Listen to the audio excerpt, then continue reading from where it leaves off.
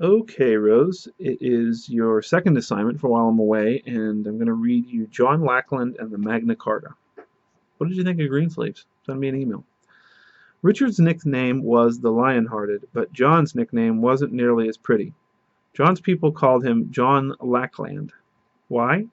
John was the youngest son of the King of England. Remember, England was a feudal system. The king owned all of the land that he ruled. So when John's father died, Richard inherited the whole land of England.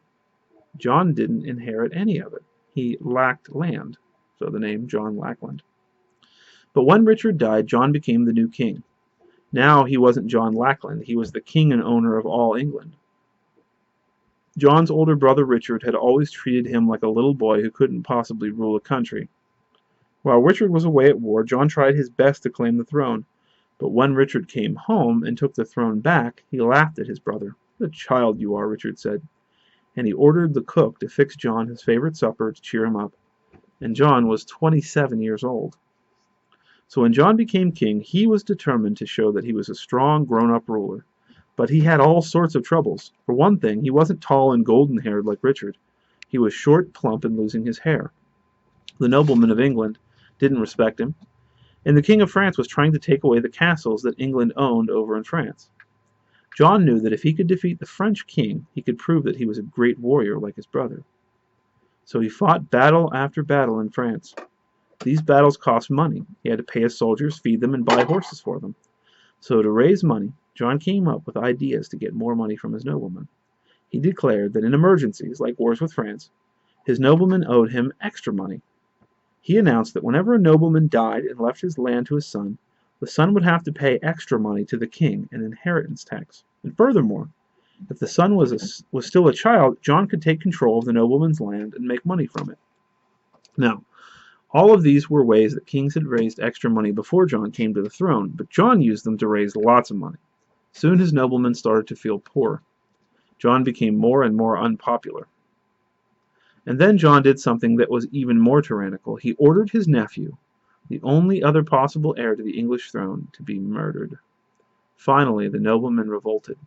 They gathered together into an army, marched into London, England's capital city, and captured it. We call this a civil war, when soldiers are fighting in their own country against their own people. John realized that he wouldn't be able to recapture London, so in the summer of 1215 he dressed himself in his royal robes, gathered his court together, and went out to meet the rebels at a field called Runnymede. At Runnymede, the nobleman presented John with a paper and told him to sign it. The paper described new laws that the king had to follow. According to these laws, the king could only take extra money from his noblemen if the payment was fair, and if he got the nobleman's permission to ask for it. The laws also said that the king couldn't throw his noblemen in jail unless they had actually committed a crime. This paper was called the Magna Carta, or Great Charter. John didn't want to sign this paper. After all, he was the most powerful man in England. He could do whatever he wanted as long as his soldiers were strong enough to force the people to obey him. He didn't have to follow the law. He was the king, so he was the law. Whatever he said had to be done. But he knew that unless he signed the Magna Carta, he would lose his crown. So he signed. Now the King of England had to obey the law like everyone else in the kingdom. This was the new idea. For the first time, the law was the most powerful force in a country instead of the king. Today, we still follow the ideas of the Magna Carta. If you live in Canada or in the United States, your leaders don't own your country. Instead, they have to follow the law like everyone else. The president or everyone in my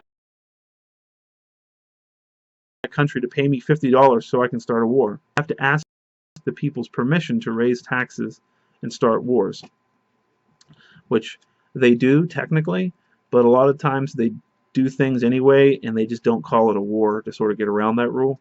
But instead of traveling to the Washington, D.C., where the President of the United States lives, or to Ottawa, Ontario, where the Prime Minister of Canada has his office, and giving them permission ourselves, we choose representatives, people who go to Washington or Ottawa and speak to our leaders for us. So that would be our congressmen in the House of Representatives and our senators in the Senate.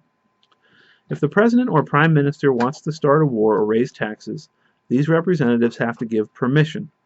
In the United States, these elected people are called representatives and senators. They meet in Congress. In Canada, these representatives are elected to the House of Commons. They are called members of Parliament.